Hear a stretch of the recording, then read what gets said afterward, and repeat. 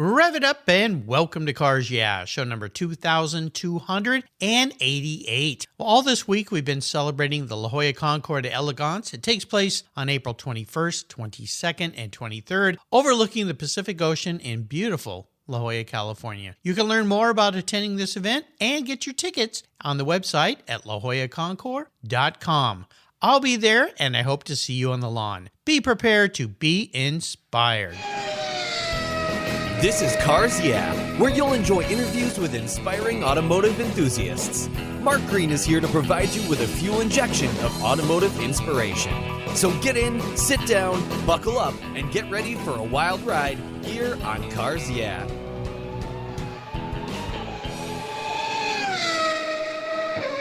Hello, inspiring automotive enthusiasts, and welcome to Cars Yeah. Today I'm in North Tustin, California, with a very special guest by the name of Bruce Junor. Bruce, welcome to Cars Yeah. Do you have any gear, and are you ready to release the clutch? I think I'm ready. Yes, Mark. Yeah, definitely. We're going to have some fun today. Now, before I give you an introduction and we talk about your involvement in the La Jolla Concours and the many other things you've done with this amazing life of yours, what's one little thing about Bruce Junor that most people may not know? I suppose it's fair to say I'm a light small plane pilot. I have a small plane license. I'm not current, or at least I'm not safe. But I could, a little practice, get my license current and be checked out. That requires, of course, that the wallet is supportive. So, but that's a novelty. Yeah, flying is expensive for sure. And, before we start today, Bruce, I wondered if you'd share with us your age, because you have been around for a little while, my friend. Yeah, I'm 91 years old. And so, that's another thing that will probably give me some stares if I fly airplanes. But I try not to look like that. I'll put on some false eyelashes and a big nose, and maybe that'll get me by the FAA. Yeah, there you go. Absolutely. Well, allow me to give you a proper introduction here. In a life like yours, as long and rich as it's been, it's hard to condense it into a small bio, but I'm going to do my best here. Bruce Junor is a docent at this year's La Jolla Concours. He and his docent team offer informed tours for special guests at Concours events and other events as well. His career as an engineer includes time with Ford Aerospace, consulting, management, operations, manufacturing, and time with some icons in the automotive world. He worked with Carroll Shelby at Shelby-American in the mid-60s as their manager of production and operations when they were building the modified Mustang GT350 and Cobra cars. Bruce also was programs manager responsible for sales, manufacturing, and logistics at the All-American Racers with that guy named Dan Gurney. They were manufacturing Eagle race cars and spare parts as well. Bruce is a U.S. Army veteran and was born and raised in Los Angeles, California. Thank you for your service, my friend. We'll be back in just a moment, but first a word from our sponsors, so give them a little love. Buckle up. We're at the La Jolla Concours. We'll be right back. Are you wondering what your collector car is worth these days? Are you thinking about buying a collector car? I know who can help. My friends at Classic.com will help you stay on top of the market so you know which similar vehicles are out there, what they're selling for, what you should pay, and how to price your vehicle. Go to Classic.com/garage. Enter your vehicle's information, specs including the year, make, model, mileage, and options, and they will provide you with a list of recent comparable sales. Their powerful search engine is up to date, finding new listings, tracking sales, and keeping you informed, providing data so you can make the right decision. If you're selling a vehicle, they can help as well with their Classic.com Pro Division, steering you to a qualified professional who will help. Finding the right vehicle and selling your vehicle is all about timing and exposure. So what are you waiting for? Go to Classic.com/garage and give it a run. That's Classic.com/garage and tell them Mark sent you. Years ago, when it was time to renew my collector car insurance policy, my carrier's rates went up. Way up, but my usage was the same and I never made a claim. I didn't even have a ticket. So what's with that? So I turned to American Collectors Insurance. Has your collector car insurance recently raised your rates for no good reason? Tired of paying an annual membership fee? Then it's time to look around and call American Collectors Insurance. I shopped around, I asked friends for recommendations, and found a winner that I can trust. And boy, I'm glad I did. I saved hundreds of dollars every year and slept better at night knowing my baby was properly insured. American Collectors Insurance have been protecting vehicles since 1976. They provided me with an agreed value insurance policy backed by their history of taking great care of their clients. What could be better than that? So give them a call and ask for a quote today. 866-ACI-YEAH. That's 866-224-9324. And protect the ones you love like I did with American Collectors Insurance. Classic car insurance designed by collectors for collectors.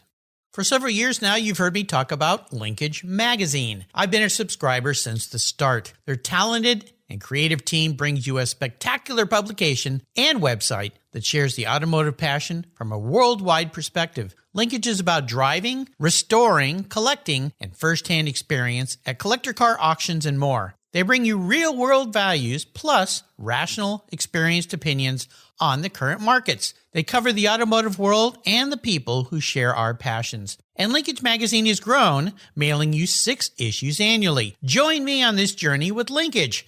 They're geared for the automotive life. You can subscribe at linkagemag.com.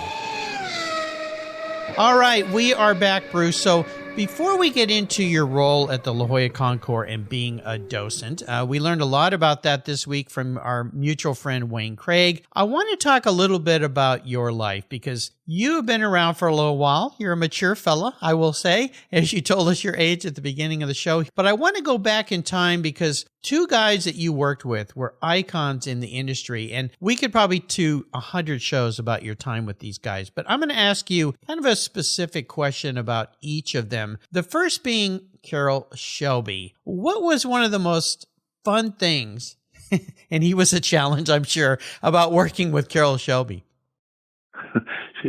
I think I would say that Carroll Shelby avoided things that seemed to be knotty problems, and he would always seem to locate I hate to say fun stuff, but he was always seemed to locate the stuff that would be fun.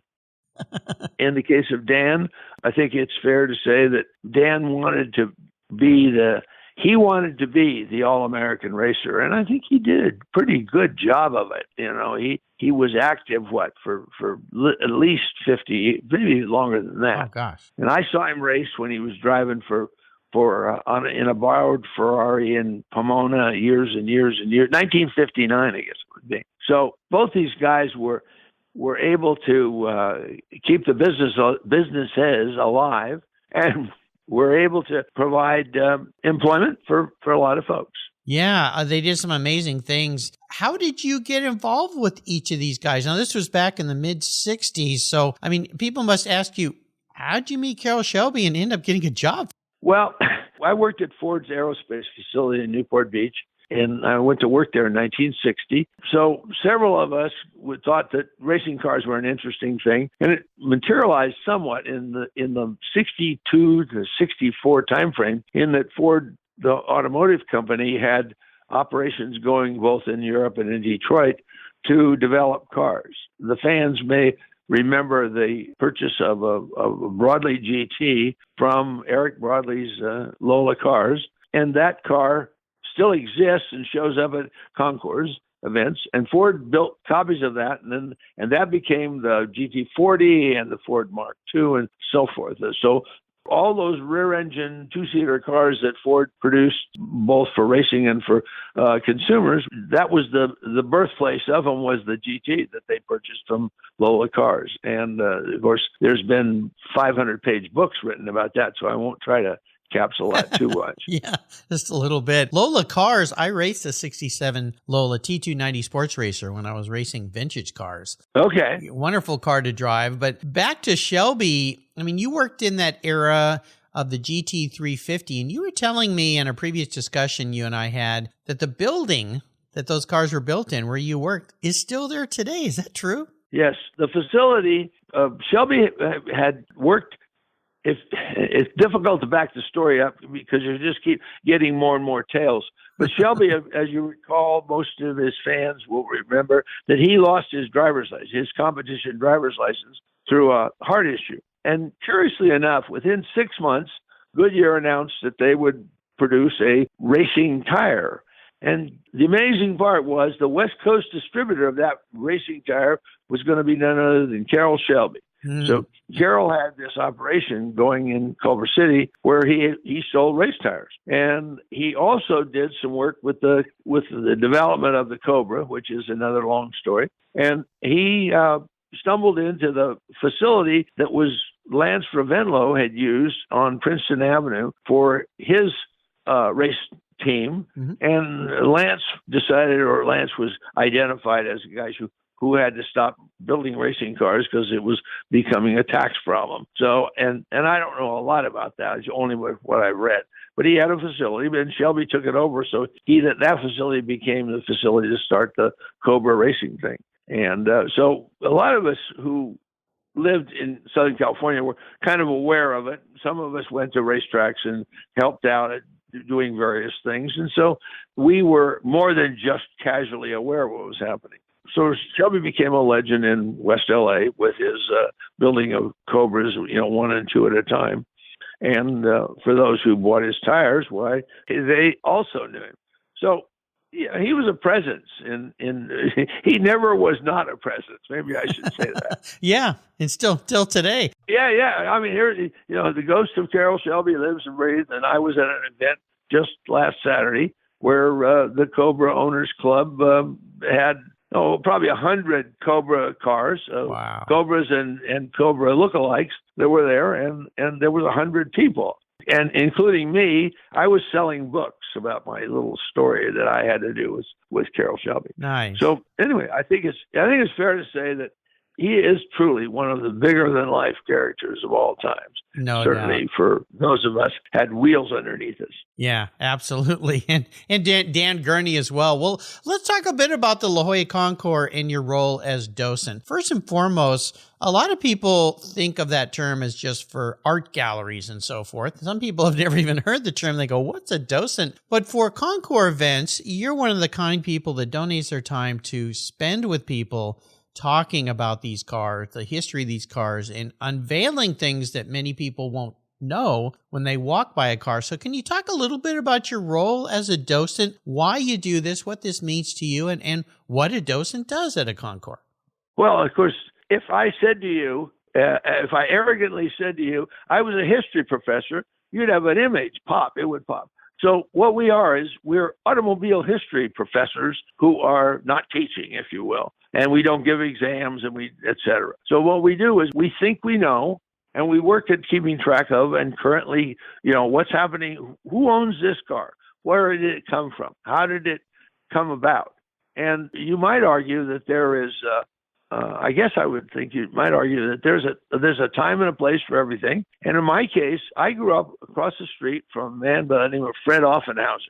And Fred Offenhauser is a name that goes back in the pre-World War II days as the builder of engines. And yes. I won't bore you with all those details, but he was one of a very significant number of characters. He was one of the great characters of the USA racing efforts in the pre-war and in the immediate post-war effort. His company made engines and sold them to people who built race cars.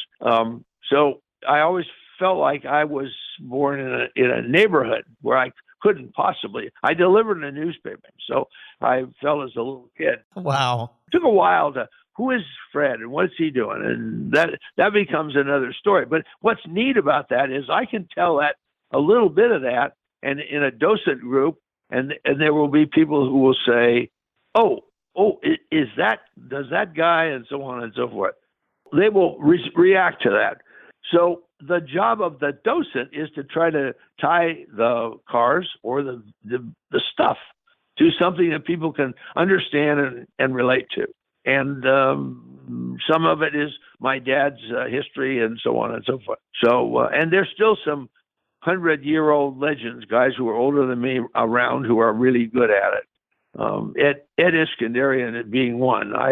He built auto race parts for right after the war, and he continues to build them. Yeah. And he is 102 years old now. It's hard to believe some guy 102 can wander around and be knowledgeable and talkative and so forth. But Ed Iskandarian is an amazing man. Yes. Iski, as all of his friends called him, right? Yes. Well, he shows up at these shows, and I have a story about him, my own personal story about him.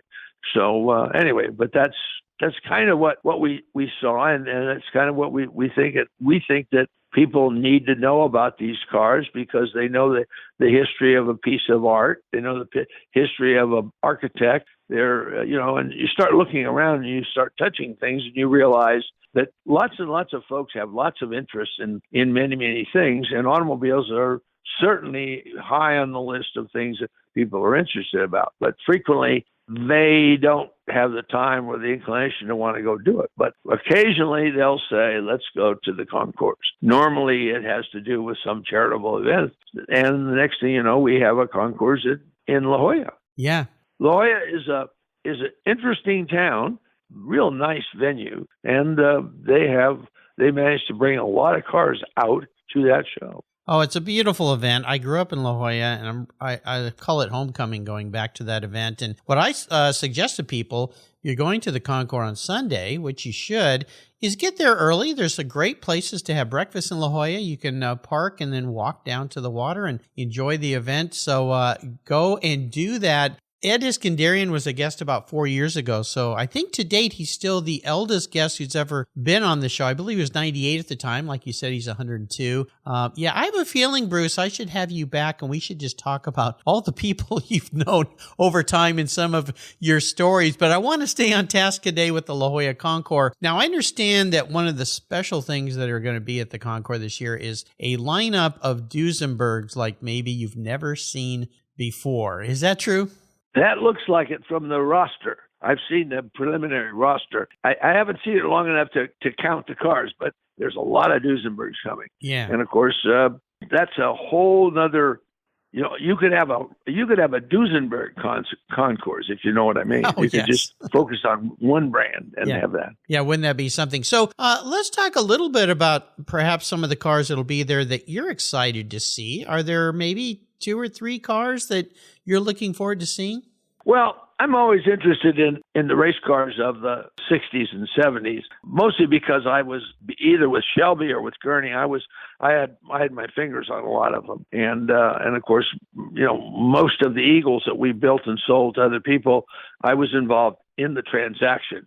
That's overstating it, but we did make sure that customers' cars got the same treatment that team cars got. And that sort of is an inside baseball comment, but it's absolutely true. We built and sold cars, and we were supported by Goodyear in this effort. So we wanted to be sure that the customers' cars got all the hot ticket stuff. Yeah. That was part of my job, was to make sure that our customers who bought cars from us were able to get whatever was the special stuff. I believe that Dan felt that he could take any car that he got into and outdrive his customers. So we'll never know, but I think that's the way he looked at it. Of course. And he certainly proved it on several occasions. Well, yeah. Will there be some race cars at the Concours of that era that you're looking forward to seeing? Well, yes. The preliminary roster shows several cars, and it's always surprises.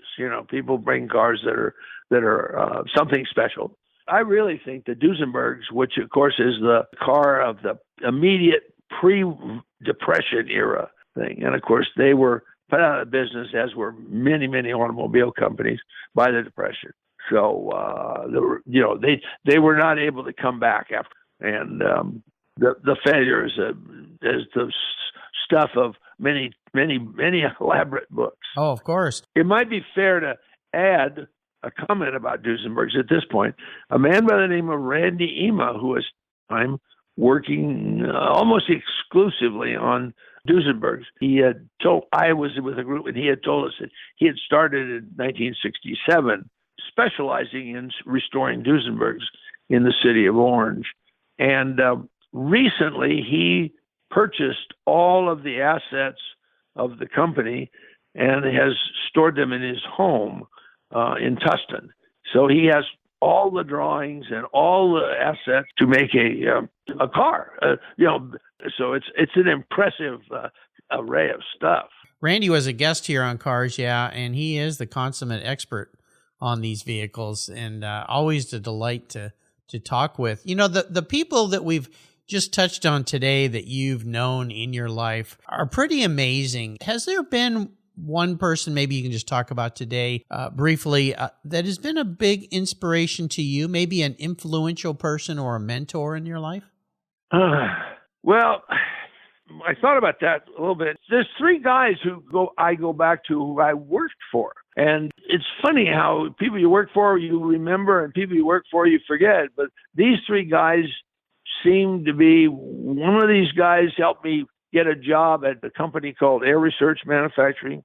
And we manufactured pressurization and breathing systems for high altitude aircraft. Frank Warga was his name, and he said to me, I'm looking for somebody to take my job. This was as I graduated from college. I'd worked there for about 5 years at night, and I graduated from college and was invited to go to General Electric. And Frank headed me off and said, I looked at your resume, I looked at your background. You've been here for 5 years. You know our products, you know our company. He said, I'm looking for, and he rattled off some criteria. And he said, and you fit all that criteria. Why don't you stay here and I'll give you a job you'll never forget? And that's a pretty bold statement. Yeah. So I accepted.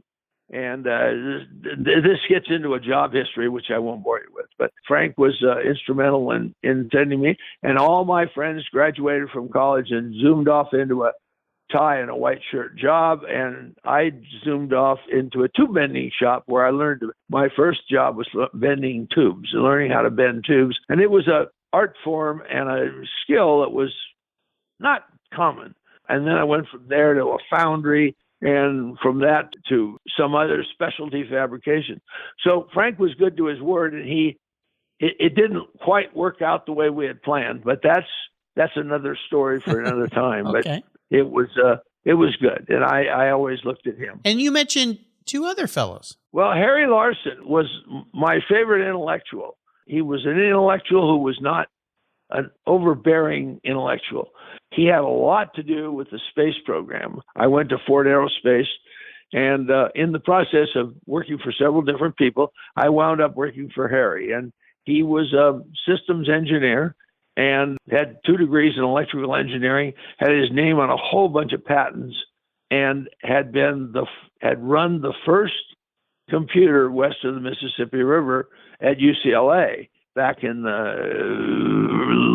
sort of early 50s. He'd been picked at Ford Aerospace to be one of their key computer guys. His way of doing business and his style was low key but brilliant. And I just, there's once in a while you meet somebody, and he could be the Shah of Iran or he could be Gandhi, and you just connect with him. And his wife and my wife were good friends and so forth. So anyway, and I was working for him when I left to go to work for Carroll Shelby. He said to me, that sounds like a fun job. And I said, I'm not sure it is, but we had this debate like that. And he said, you want to trade? You want to trade? Yeah. Yeah, right. The grass looks greener, as they say, but sounds like a wonderful man. And then there was a third person you mentioned. Well, the last guy was Herb Karsh, and Herb Karsh was, he was a senior guy in sort of the second rank, well, just below the general manager of aerotronics at Ford Aerospace. I wound up working on proposals, which is a big deal in the aerospace business because you're always looking for new work. And new work means that you have to find problems to be solved. That's kind of the way that works. And I had a lot of manufacturing background, and a lot of the guys that were involved in the intellectual side of the program did not. And so I wound up becoming a sort of, who's writing the manufacturing section in this? Get Bruce to do that. And so that's kind of how my life went. And at Aerotronic for a while. Well, Karsh was in charge of the development of many of these proposals. And he was a retired Army officer. And he'd been in the horse cavalry, and then he'd been in the artillery. Oh, my gosh. And wow. That much I knew, because he had stories to tell. Later, many, many, many years later, I discovered that not only was he doing that, but he was given the job of establishing a place called White Sands Proving Ground. And that, as you may know, is the place where they did the bomb as well as the rockets and so forth. So he had a pretty serious resume, and he was a bit of a sort of a bull of the woods guy. But he said to me one day, he says, the Ford guys want to build a specialty car. And he said they asked if we had anybody down here at Aerotronic that would be a good candidate for doing some of that kind of work. Let Bruce do it. Yeah, well, he said, here's what it is. And I said, okay, this sounds like it might be a job that would last for 6 months, maybe, huh? And he said, no. I said, well, who's in charge? Can't tell you, he said. I said, that seals it. Boy, oh boy, do I want to sign up for that job. Yeah, really. And he said, so after several weeks of banding this back and forth, he finally said, I got permission to tell you who's involved. And I said, okay. So he told me, he says, Carroll Shelby. And I said, not on your life. I wouldn't go to work for those guys. I said, that looks like to a minimum wage job. He said, that's how that started. And so the question was, what are they going to do? And of course, this was long before anything had materialized. This was in the spring and summer of '64. And the thing that happened was that Ford decided that they would build the Mustang. And of course, with the history that Ford had with the Edsel, with the Falcon wasn't a very well accepted car. So they had these sorts of things. Well, as you may or may not know, the Ford Mustang, they introduced it in April. And by April '64, and by November of '64, they had sold 200,000 cars. Hit a home run on that one. Yeah, right. 2 times home, at least. Yeah. So that still didn't reconcile the Shelby touching the Mustang. Yeah. But after some discussion with several Ford guys who were involved, Ray Geddes and Sam Smith, and a couple of other guys that were involved in those days, I finally said, this sounds too interesting. And then at this point, then in a conversation I have with people, I usually dump a whole bunch of stuff on the table, and they're lost. Mm-hmm. For example, the kind of stuff that happens is they built these little cars, which they managed to convince Chapman to do a modification, and so Chapman's company would do a conversion. They managed to have Escort. Ford Escort. So the Escort came Mod 1, Mod 2, Mod 3, Mod 4. And of course, the Mod 4 was a very, very, very limited car. And those were campaigned by Colin Chapman with Jimmy Clark at the wheel, and were amazing cars, especially with Clark, because he was really fast in those cars. Oh, yeah. So anyway, that was going on in England and in Germany. And of course, because the magazine coverage of that stuff was much more limited in those days, because we just didn't have the communication links.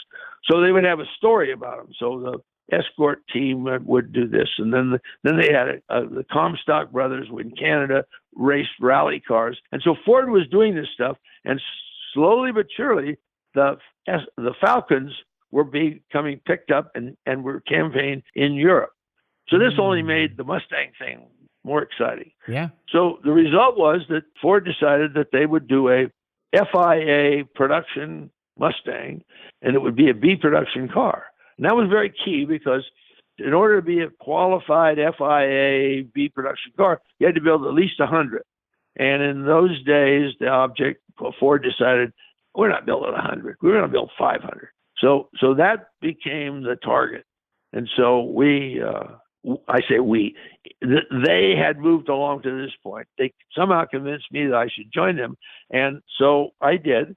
And so they had already made contacts with Northrop Aircraft Company to rent a big building. And so we went over. And the sad part about this is that I was given a roll of drawings that had the Northrop building in them.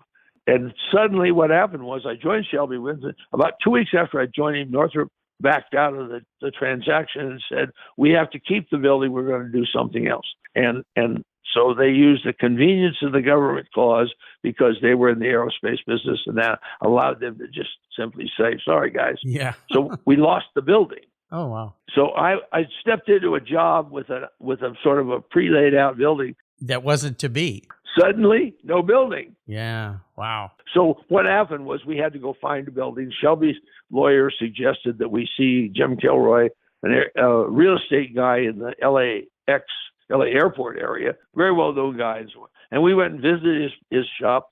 Without even picking up a pencil, he said, "Why don't you guys go over and take a look at those two hangars that are over there?" I mean, he really didn't want to be involved. He just wanted to get us in and out. We went over there, and I took a look at the buildings, and I said to Shelby, I said, this is perfect. I said, we have 12 acres of property. We have 300,000 square feet of buildings that were used for airplane conversions. Yeah. And I had a very brief employment with North American. And during that, I'd learned something about some of the facilities. And these hangars had been used to renovate and upgrade F-100s and F-86s and T-39s, which were military aircraft. And in the aerospace business of that era, the late 50s, what they did was they would deliver airplanes to the government, and they would have a Model A, and they would have a Model B and a C and so forth. And they would sell those modifications to the government, who then would snap them up, and then they would set up a site. Well, these two hangars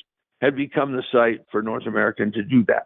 So we have somewhere in the maze, I have some pictures of some of that stuff. Nice. So anyway, that would be the site that we would do the Mustangs in. I like to ask guests about a challenge that they faced. Again, I think that could make 100 stories in your case because you've worked with so many interesting people. But is there one that stands out in your life that was a really valuable lesson?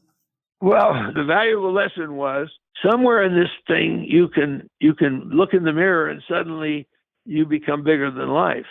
And so I decided that many years later, I decided that I had a full-time job and I was running an operation that had to do with making automobile wheels. So I decided what I needed was another business that would earn living and I could develop it.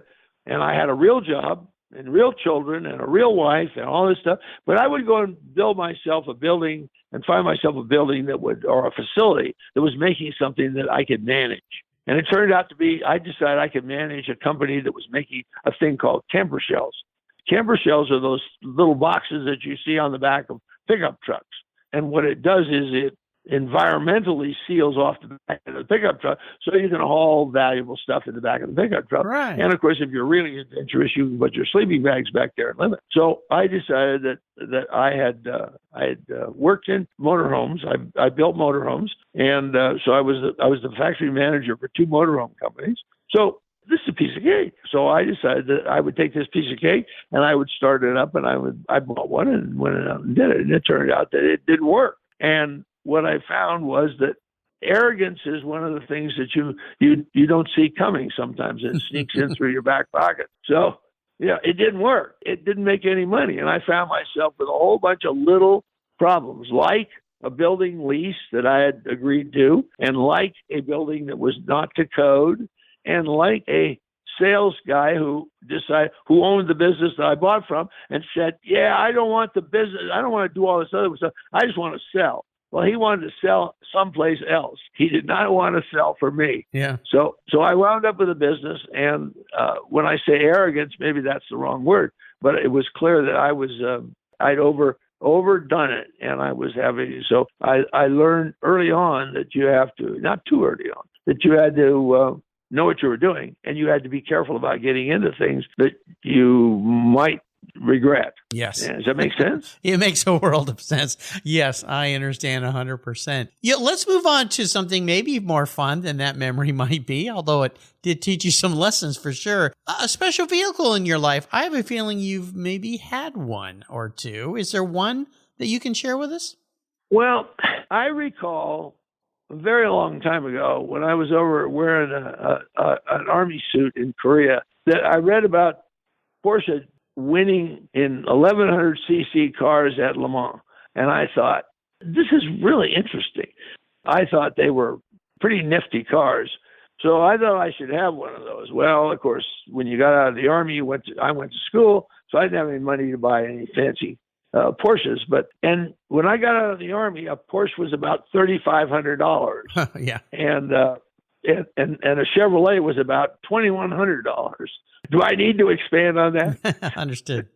Yeah, understood. So anyway, I thought Porsches were neat, and I thought I ought to have one. Well, many years later, not too many years later, maybe in the early 60s, late 50s, early 60s, I found a Speedster. Oh, wow. And I thought, oh, it's a 55 Speedster, which if you're a Porsche-phile, you know that was an introduction of Max Hoffman into the $3,000 sports car market. Right. That was booming and popping and so on and so forth in the sort of post-Korean War era. But let's talk about 1954 to about 1958. That in that period of time, there was lots and lots of British cars. The Spaniards built some cars. There was a variety of cars, and of course, Volkswagen arrived, and Max Hoffman had a lot of influence in the cars in those days. But I decided I should have a Speedster. And I decided I wanted to buy a Porsche. And I found one in my neighborhood. And I said, oh, and I talked to this guy about it. And he said, oh, yeah. He said, I've ordered a new coupe. Oh, okay. Well, how's that valid? Well, he said, I had the Speedster. And he said, we took a trip and my wife got badly sunburned in the car. And he said she wound up in the hospital. So we agreed that we will never again own an open car. So that meant that what he had done was he had taken the Speedster that he was selling, and he had built a metal top from a Nash Metropolitan piece, and he formed this top, and it was perfect sort of look and fit. He had taken this square thing and he turned it into a round shape, put it on the back of the car, and then he had made bracketry and special stuff so that the base car was not changed in any way, shape, or form, but the top had these features to it and so forth. So I bought that. It was about 125, if I can remember the numbers. So it was that 125, and that I think translated to be about the 125th car that they had built, the Speedster that they had built. Anyway, so I bought that, and that was my first car. And then, as luck would have it, it had 80,000 miles on it, and I decided to put oil in. I did an oil change on it, and I took the non-detergent oil out of the car and I put detergent oil in. And that was a kiss of death, because what happened was it took all of the guck that was in the engine and took it out. It was holding so together. Engine rattled like crazy, and I learned a super valuable object lesson. And I bought a special filter that the Porsche Club guys had said, very good. And I bought it from a guy named Rolly Free. And Rolly Free is a guy who is famous for riding a Vincent Black Shadow at Bonneville in his underwear. And another character. So there's pictures of him in motorcycle magazines all over the world. Anyway, and he had the franchise for these filters. So anyway, and that was my favorite Porsche for a very, very long time. And then I bought a 62 coupe when I went to work for Shelby. Well, that didn't do. Shelby, everybody insisted that I should, get rid of my Porsche and drive a Mustang. So I managed to have a Mustang, but I did put the Porsche in a Shelby garage with a cover on it. So it sort of rested there. And then later on, I sold it. But wow. The favorite car, I think, of all times was the 55 Speedster. Yeah. And I still have a picture or two of it in my stuff. Well, I've always wanted a 356. They've become unobtainium these days. They're so expensive. But shoulda, woulda, coulda, and you did it. So back in the day. Well, I had several. I owned the Speedster, then I bought another coupe, and then I bought another coupe. And then when I went to work for Shelby, I had my fourth one. It was a 62. Oh, wow. And so at Pebble Beach here, I don't know, 3 or 4 years ago, I was walking along on the road up there, and here was a red 65 with a phone number. And this guy wanted $25,000 for the car. And I thought, that's about 2x what I want to pay, but maybe. And so I called him and called him and called.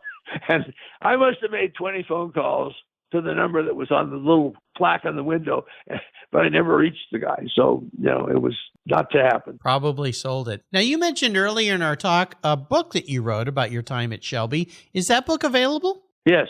And where can people find it? Well, I suppose I have a card, and they can send me a note. I'm not a very good marketing guy, And but a lady friend of mine took on the marketing responsibility. So I have a cart with her name on it with a picture and of the cars, and so we can send it to them. It's $40, and I had a sort of shocking experience last Saturday. I went to General Alliance Air Museum, and they were having a Shelby gathering. Mark Foster, the guy I know who runs the facility, and Mark had the thing and invited me to come down, and I sold 30 books. Nice. Now, what's the title of the book? The Race Before the Race. Ah, okay. And that's a kind of insider thing. The race that Shelby had, if we go back to Bruce's starting story, when we got the building, at that point, the Mustangs were coming.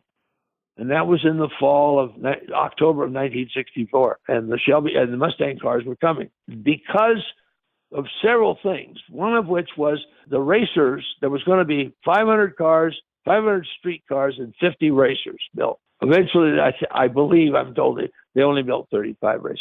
But the idea was that in order to have those 35 or 50 racers, they needed to have the 100 cars homologated, which became 500. And of course, those cars today are valuable.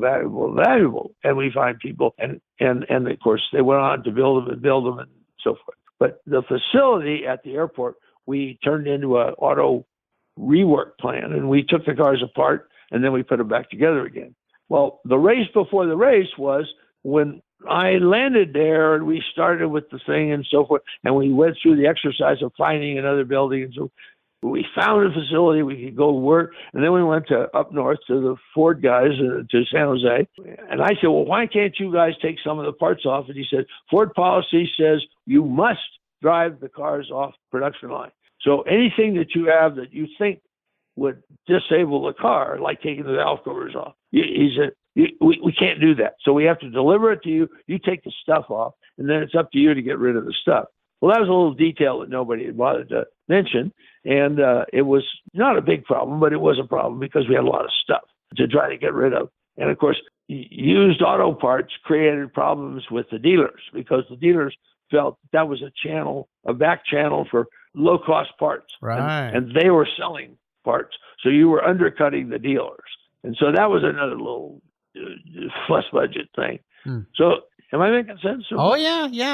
And, different times. Yeah. You couldn't put them on eBay. So it comes Christmas time, and unknown to me, Shelby says, we're going to take the guys, we're going to go back to Dearborn. They're going to have a big party at Dearborn, and Ford's going to make some big announcements.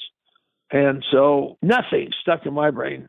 None of it stuck because I figured the building of the GT350, which was not known with that name yet, the building of the FIA Mustang, that was a big item on my plate. And I figured just getting the facility set up to do that and handling those cars and taking them in and out and so on. So, and of course, we occupied a new building, so we had all the things to take care of, including wiring and so. This is in November, and we go into December. In December, if I have my facts right, and I may not, but in December, we were invited to this party, and it was everybody in Ford's racing program. Stock car guys, the international guys, the guys from Europe, the guys from Canada, even people from South Africa arrived at this thing. And there was a big sort of handshaking and all this, and meet Mr. Ford and so forth. And they announced that there will be some big announcements coming. Oh, what's that? And so it turned out that they announced that Shelby would be responsible for the Ford's international racing effort. And I must confess to you, that didn't connect real well with me. I thought, and what's going on? Well, it turned out that was the arrival of the GT40 and the Mark IIs and so on and so forth. Yeah. And they wound up coming to Shelby's place.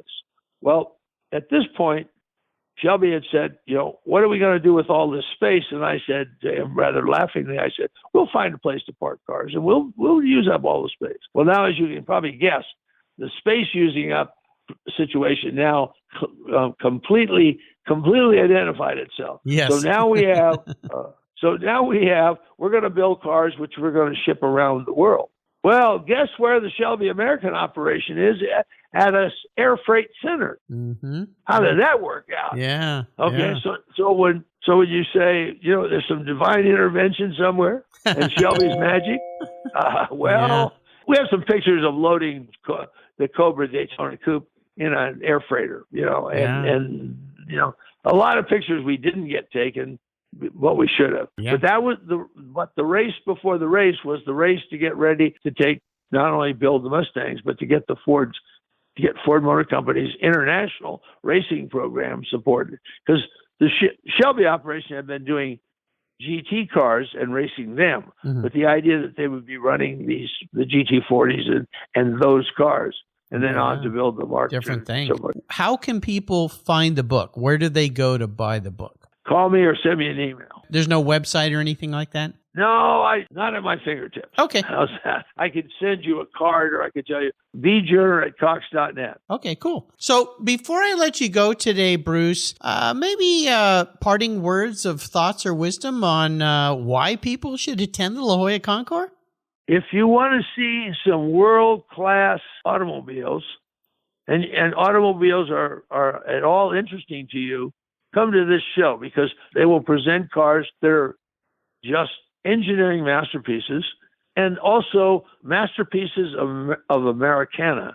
It sounds a little hokey, but American cars were marvels of efficiency and on and on. And they were also marvels of engineering. And, you know, the British built the railroads, but the Americans built the cars. Yeah. And that's kind of my view. So, yeah, you can come and see cars that were movie stars owned and things like that. You can meet people who have spent a fortune literally restoring a car or restoring some cars. And of course, there's a whole spectrum of that. So if automobiles are something that strikes you as being interesting in your life, this is a great way to see an assembled bunch with people who own them, and all you have to do is touch a couple of buttons, and the next thing you know, you've gotten a life story of somebody who is, you know, my grandfather owned this car, and and away you go. Yeah. So you can, yes, it's like going to an art show, or it's like going to a fashion show, or it's like going to any other show of fabulous goods. Oh, absolutely. And I always suggest people talk to the owners. You'll learn amazing things about these vehicles. Take the time to spend a few moments, or it could be a lot of moments with these owners, because they love to talk. Absolutely. And, you know, and they're tickled to death, you know, when you ask, what does this do?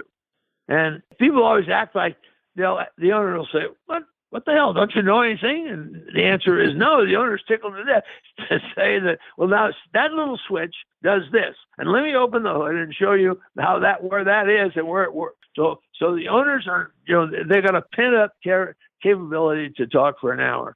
The only problem you have is you can't get away from them. There you go. Well, again, this event takes place April 21st, 22nd, 23rd. Go to the website, lajollaconcours.com. You'll see all the different events from the opening gala. They're having a tour. There's the Porsches on Prospect on Saturday night, which will be fantastic. Bruce, of course, our guest today, will be there. I will be there, so look for both of us. Bruce, thanks for spending some time with me today. I think I have to have you back and talk about some of the many characters you've met in your life. Until you and I talk again, my friend, I'll see you at the La Jolla Concours. Okay. We'll have some fun. I'll be looking for you. I will keep my phone on speed dial and try to find you. Okay. I will be there for sure. 20, 50, or 100 years from now, will there be a workforce to care for the collector vehicles we love? With auto shop programs disappearing across the country, it's a question we enthusiasts have to ask. That's why I support the RPM Foundation, which exists to ensure that the critical skills necessary to preserve and restore these vehicles aren't lost to time. One of the many ways RPM, which is short for Restoration, Preservation, and Mentorship, is accomplishing this goal is through workforce development initiatives. The RPM Apprenticeship Program enables the next generation of artisans to earn a living while they learn the craft of restoring and preserving these vehicles directly from industry professionals. The Endangered Skills Program documents the process of masters training future craftspeople on a variety of critical skills in danger of being lost forever. For more information on how the RPM Foundation is driving the future of the collector vehicle skills trade, visit RPM Foundation today. They're one of the charities of choice here on Cars Yeah! Thank you so much for joining us on today's ride here at Cars Yeah! Drive on over to carsyeah.com to find show notes and inspiring automotive fun. Download your free copy of Filler Up, a fun book filled with gorgeous photographs of fuel filler fun, including quotes from more inspiring automotive enthusiasts. Download your copy today, and we'll see you next time on Cars Yeah!